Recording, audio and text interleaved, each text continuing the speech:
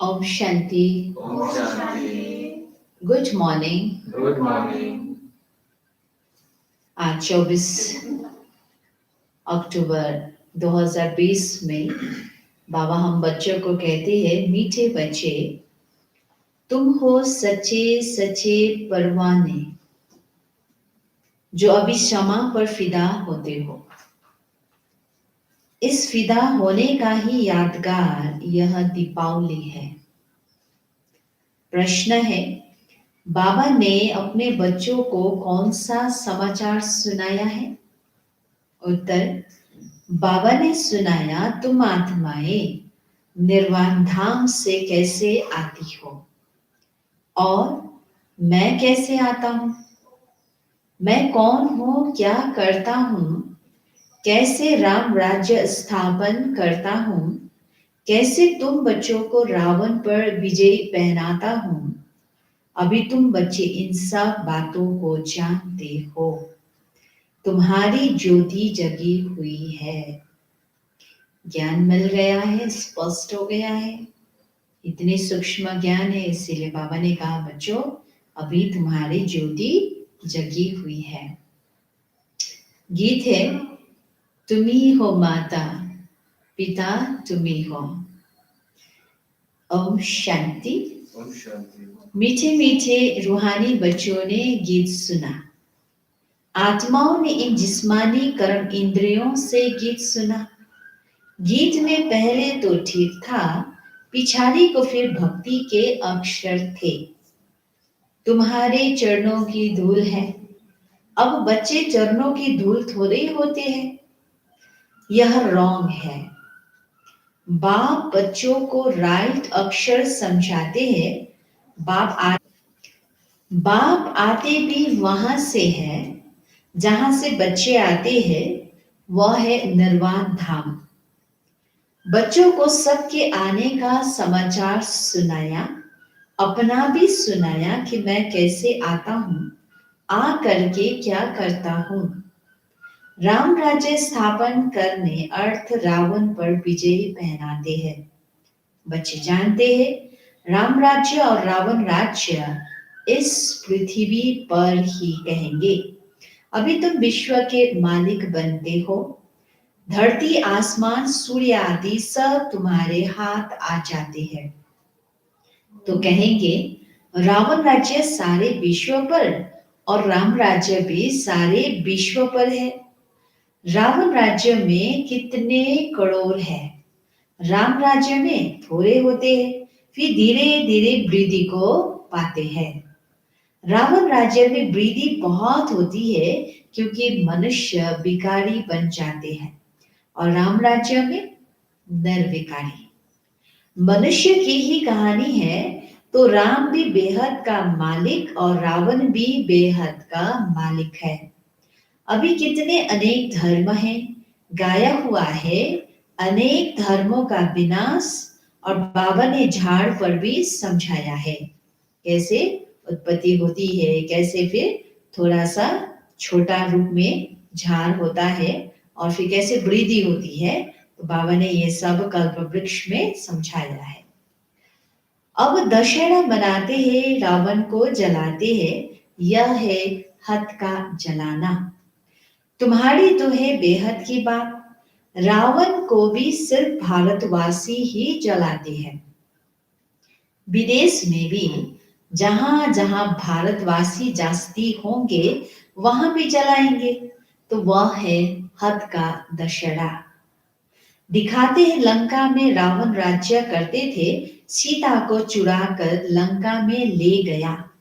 यह हो गई हद की बातें। अब बाप कहते सारे विश्व पर रावण का राज्य है। राम राज्य अब नहीं है। राम राज्य अर्थात ईश्वर का स्थापन किया हुआ सत्य को कहा जाता है राम राज्य। माला सिमरते हैं, रघुपति राघव राजा राम कहते हैं, लेकिन राजा राम को नहीं सिमरते हैं। जो सारे विश्व की सेवा करते हैं उनकी माला सिमरते हैं। वास्तव में कोई राजा राम अर्थात दशरथ का पुत्र राम को नहीं सिमर रहे हैं, वास्तव में परमपिता परमात्मा निराकार राम को सिमर रहे हैं, परंतु जानते नहीं है कि किसको याद कर रहे हैं। तो परमात्मा स्वयं ही आके सारे विश्व की सेवा करते हैं, इसीलिए उनको ही सिमरते हैं। परंतु बाबा कहते हैं भारतवासी दशहरा के बाद फिर दीपावली मनाते हैं। अब दीपावली क्यों मनाते हैं? क्योंकि देवताओं की ताज पोशी होती है, कॉरोनेशन पर बत्तियां आदि बहुत जलाते हैं। एक तो ताजपोशी, दूसरा फिर कहा जाता है घर घर में दीपमाला। हर एक आत्मा की ज्योत जग जाती है। अभी तो आई हुई है। तो बाबा कहते अभी सब आत्माओं की ज्योति उजाई हुई है। आयरन एजेड है यानी अंधियारा है। अंधियारा माना भक्ति मार्ग। भक्ति करते करते ज्योति कम हो जाती है। बाकी वह दीपमाला तो आर्टिफिशियल है। ऐसे नहीं कि कॉरोनेशन होता है तो आतिशबाजी जलाते हैं। दीपमाला पर लक्ष्मी को बुलाते हैं, पूजा करते हैं। यह उत्सव है भक्ति मार्ग के। जो भी राजा तख्त पर बैठते हैं तो उनका कॉरोनेशन डे धूमधाम से मनाया जाता है। यह सब है हद के। अभी तो बेहद का बिना सच्चा सच्चा दशहरा होना है। बाप आए हैं सबकी ज्योति जगाने। मनुष्य समझते हमारी ज्योत बड़ी ज्योत से जाके मिल जाएंगी। ब्रह्म समाजियों के मंदिर में सदैव ज्योत जगती है।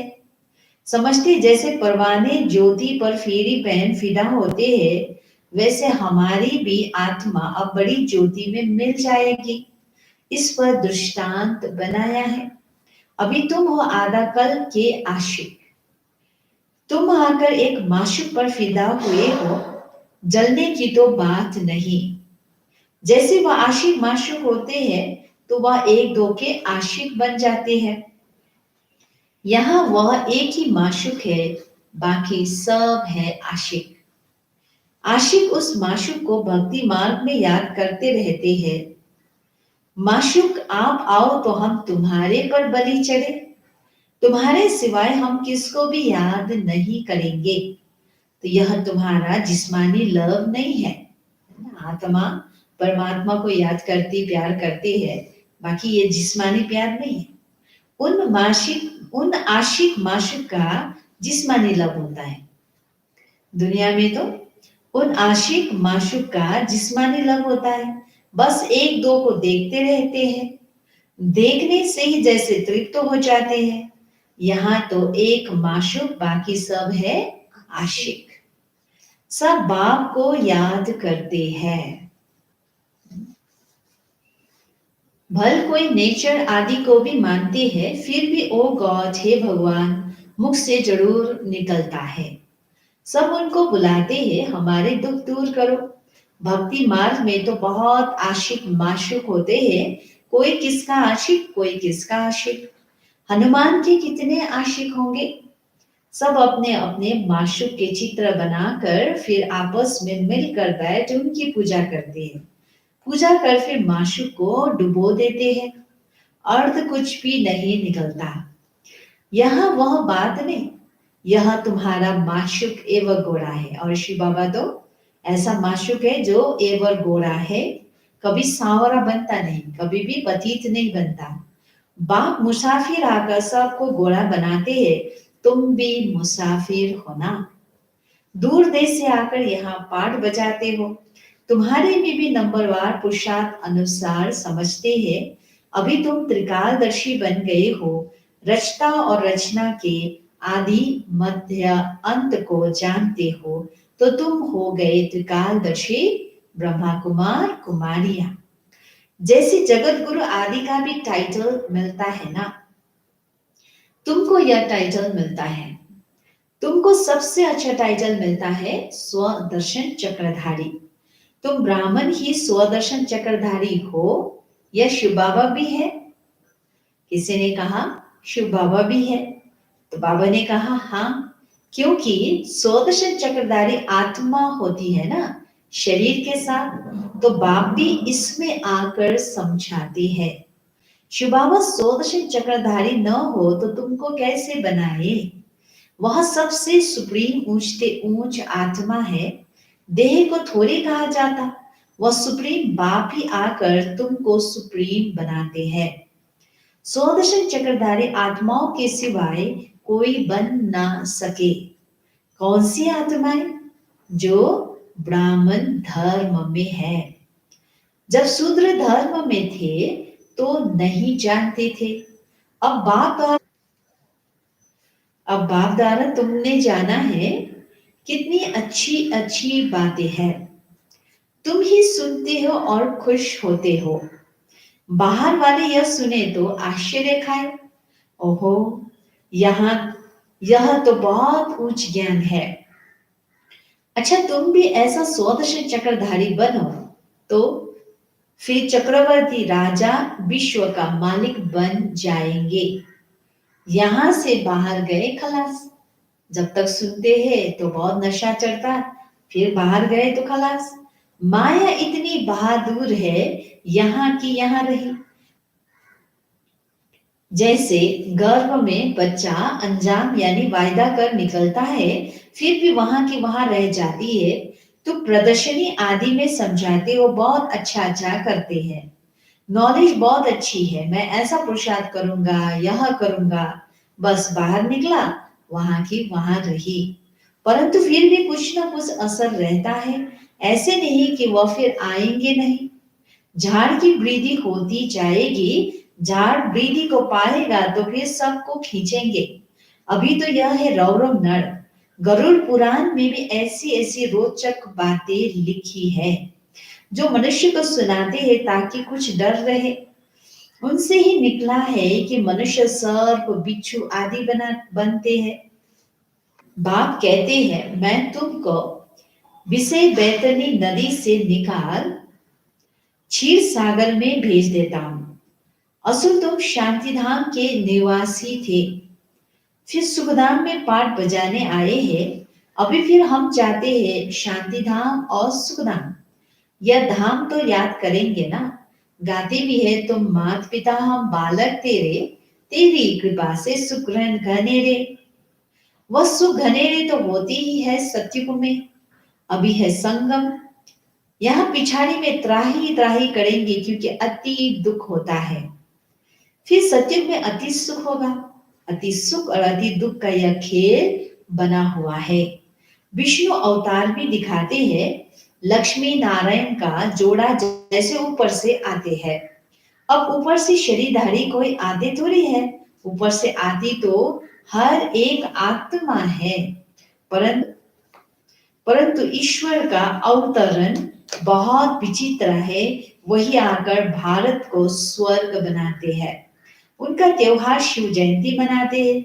अगर मालूम होता कि परम पिता परमात्मा शिव ही मुक्ति जीवन मुक्ति का बरसात देते हैं तो फिर सारे विश्व में गॉड फादर का त्योहार मनाते। बेहद के बाप का यादगार मनाए तब जब समझे कि शिव बाबा ही लिबरेटर गाइड है। उनका जन्म ही भारत में होता है। शिव जयंती भी भारत में मनाते हैं, परंतु पूरी पहचान नहीं तो हॉलीडे भी नहीं करते हैं। शिव जयंती में हॉलीडे भी नहीं होता। जो बाप सर्व की सदगति करने वाला, उनकी जन्मभूमि जहां अलौकिक कर्तव्य आकर करते हैं, उनका जन्मदिन और तीर्थ यात्रा तो बहुत मनानी चाहिए। तुम्हारा यादगार मंदिर भी यहाँ ही है। परंतु किसको पता नहीं है कि शिव बाबा ही आकर लिबरेटर गाइड बनता है। कहते सब है कि सब दुखों से छुड़ाकर सुखधाम में ले चलो, परंतु समझते नहीं। भारत बहुत ऊंच से ऊंच खंड है। भारत की महिमा अपरंपार गाई हुई है। वहां ही शिव बाबा का जन्म होता है। उनको कोई मानते नहीं, स्टैंप नहीं बनाते हैं। भारत में ही शिव बाबा का जन्म होता है, जो आगे सारी सृष्टि को स्वर्ग बनाते हैं। अब ये उनको मानते नहीं। औरों की तो बहुत बनाते रहते हैं। अब कैसे समझाया जाए जो इनके महत्व का सबको पता पड़े। विलायत में भी सन्यासी आदि जाकर भारत का प्राचीन योग सिखलाते हैं। जब तुम यह राजयोग बताएंगे तो तुम्हारा बहुत नाम होगा। बोलो, राजयोग किसने सिखाया था यह किसको पता नहीं है। कृष्ण ने भी हठ योग तो सिखाया नहीं, यह हठ योग है सन्यासियों का। जो बहुत अच्छे पढ़े लिखे हैं, जो अपने को फिलोसोफर कहलाते हैं, वह इन बातों को समझ और सुधर जाए। कहे हमने भी शास्त्र पढ़े हैं, परंतु अब जो बाप सुनाते हैं वह राइट है, बाकी सब रॉन्ग। तो यह भी समझे कि बड़ोबर बड़े से बड़ा तीर्थ स्थान यह है जहां बाप आते हैं। तुम बच्चे जानते हो, इसको कहा जाता है धर्म भूमि। भारत को कहा जाता है धर्म भूमि। यहाँ जितने धर्मात्मा रहते हैं उतने और कहाँ नहीं। तुम कितना दान पुण्य करते हो, बाप को जानकर जानकर तन मन धन सब इस सेवा में लगा देते हो। बाप ही सबको लिबरेट करते हैं, सबको दुख से छुड़ाते हैं। और धर्म स्थापक कोई दुख से नहीं छुड़ाते हैं, वह तो आते ही है उनके पिछाड़ी। नंबरवार सब पाठ बजाने आते हैं, पाठ बजाते बजाते तमो प्रधान बन जाते हैं। फिर बाप आकर सत्व प्रधान बनाते हैं। तो यह भारत कितना बड़ा तीर्थ है। भारत सबसे नंबर 1 ऊंची भूमि है। बाप कहते मेरी यह जन्म भूमि है, मैं आकर्षक की सदगति करता हूँ, भारत को हेवन बना देता हूँ। तुम बच्चे जानते हो बाप स्वर्ग का मालिक बनाने आए हैं। तो ऐसे बाप को बहुत प्यार से याद करो। तुमको देख और भी ऐसे कर्म करेंगे, इसको ही कहा जाता है अलौकिक दिव्य कर्म। ऐसे मत समझो कोई नहीं जानेंगे। बाबा कहते ऐसे निकलेंगे जो तुम्हारे यह चित्र भी ले जाएंगे। अच्छे अच्छे चित्र बने जो स्टीमर बढ़ाकर ले जाएंगे। स्टीमर जहां जहां खड़ा रहता है वहां यह चित्र लगा देंगे। तुम्हारी बहुत सर्विस होनी है। बहुत उदार चित हुंडी भरने वाले संवल शाह भी निकलेंगे जो ऐसे काम करने लग पड़ते हैं, ताकि सबको मालूम पड़े कि यह कौन है जो इस पुरानी दुनिया को बदल और नई दुनिया स्थापन करते हैं। तुम्हारी भी पहले तुच्छ बुद्धि थी, अभी तुम कितने स्वच्छ बुद्धि बने हो। जानते हो हम इस ज्ञान और योग बल से विश्व को हेवन बनाते हैं। ज्ञान और योग बल से विश्व को हेवन बनाते हैं। बाकी सब मुक्ति धाम में चले जाएंगे। तुम्हें भी ऑथोरिटी बनना है, बेहद के बाप के बच्चे हो ना। शक्ति मिलती है याद से। बाप को वॉल अलमाइटी ऑथोरिटी कहा जाता है। सभी वेदों शास्त्रों का सार बताते हैं। तो बच्चों को कितना उमंग रहना चाहिए सर्विस का। मुख से ज्ञान रत्नों के सिवाय और कुछ न निकले। बाबा कहते हैं हम बच्चों के मुख से ज्ञान रत्नों के सिवाय और कोई भी फालतू बातें व्यर्थ बातें न निकले। तुम हर एक रूप बसंत हो। तुम देखते हो सारी दुनिया सब्ज यानी हरी बड़ी बन जाती है, सब कुछ नया। वहां दुख का नाम निशान नहीं। स्वर्ग में कोई दुख नहीं होगा। 5 तत्व भी तुम्हारी सर्विस में हाजिर रहते हैं। अभी वह डिससर्विस करते हैं। अभी तो प्रकृति भी डिससर्विस करती है क्योंकि मनुष्य लायक नहीं है। बाप अभी लायक बनाते हैं। अच्छा, मीठे मीठे सिकिलदे बच्चों प्रति माता पिता बाप दादा का याद प्यार और गुड मॉर्निंग। रूहानी बाप की रूहानी बच्चों को नमस्ते। हम रूहानी बच्चों की रूहानी बाप दादा को याद प्यार गुड मॉर्निंग और नमस्ते नमस्ते नमस्ते। धारणा के लिए मुख्य सार है। 1, रूप बसंत बन। मुख से सदैव ज्ञान रत्न ही निकालने हैं। सर्विस के उमंग में रहना है, याद में रहना और सबको बाप की याद दिलाना, यही दिव्य अलौकिक कार्य करना है। दूसरा, सच्चा सच्चा आशिकपन, एक माशूक पर फिदा होना है, अर्थात बलि चढ़ना है, तभी सच्ची दीपावली होगी। आज का वरदान है गृहस्थ व्यवहार और ईश्वरीय व्यवहार दोनों की समानता द्वारा सदा हल्के और सफल भव। सभी बच्चों को शरीर निर्वाह और आत्म निर्वाह की डबल सेवा मिली हुई है, लेकिन दोनों ही सेवाओं में समय का, शक्तियों का समान अटेंशन चाहिए। आत्मा और शरीर दोनों के निर्वाह के लिए बाबा ने कहा दोनों में समान अटेंशन चाहिए। यदि श्रीमत का कांटा ठीक है तो दोनों साइड समान होंगे, यानी बैलेंस में होगा। लेकिन गृहस्थ शब्द बोलते ही गृहस्थी बन जाती हो तो बहानेबाजी शुरू हो जाती है। इसीलिए गृहस्थी नहीं, ट्रस्टी है। इस स्मृति से गृहस्थ व्यवहार और ईश्वरीय व्यवहार दोनों में समानता रखो तो सदा हल्के और सफल रहेंगे।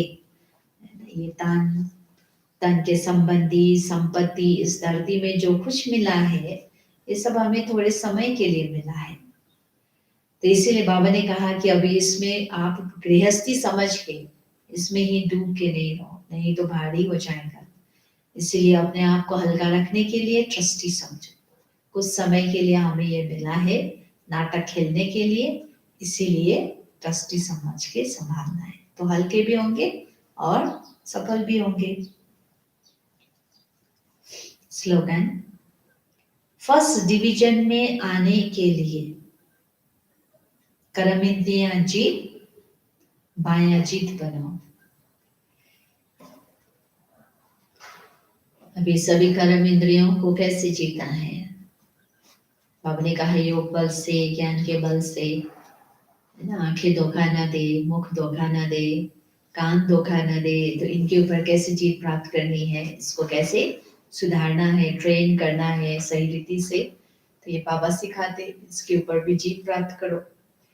और साथ में बाबा कहते हैं कि माया के ऊपर में भी जीतो, क्योंकि माया भी बहुरूपी बन के आते हैं, पता नहीं चलता है कब कहाँ पे हमें धोखा दे दे, और माया फिर विक्रम करा देती है। इसीलिए बाबा कहते हैं कि बच्चे सबके ऊपर में जीत प्राप्त करने के लिए बाबा को याद करो, ज्ञान को अच्छी रीति समझो, योग का बल जमा करो, तो क्या हो जाएंगे फिर?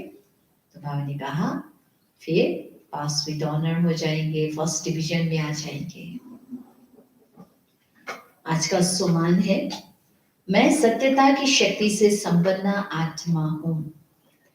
योग अभ्यास, मैं आत्मा अकाल तख्त पर विराजमान सत्यता का सूर्य हूं। ज्ञान सूर्य शिव बाबा से ज्ञान, गुण और शक्तियों के वाइब्रेशन मुझ आत्मा को शुद्ध और सशक्त बना रहे हैं। मेरा जीवन दिव्यता और सत्यता से भरपूर हो रहा है। मन निर्मल हो रहा है, बुद्धि स्वच्छ हो रही है और संस्कार दिव्य बन रहे हैं।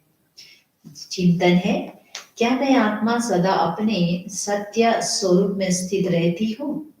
मेरी दृष्टि सभी के गुणों व विशेषताओं पर ही रहती है। किसी भी कमी कमजोरियों व बुराइयों को देखने की आदत तो नहीं है। तो ये हमें दिन भर में चिंतन करना है, क्योंकि अगर हम बुराइयों को देखते, कमजोरी को देखते, तो हमारे अंदर में भी वो सब फिर अवगुण आ जाएगा। आज का अव्यक्त इशारे है 26 अक्टूबर 1991 की। बाप दादा बोले, बाप की बजाय अपनी जिम्मेवारी समझ लेते हैं तो माथा भारी होता है।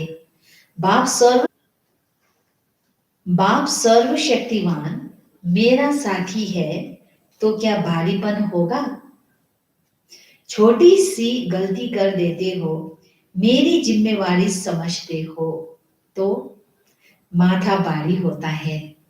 तो ब्राह्मण जीवन है ही नाचो, गाओ और मौज करो।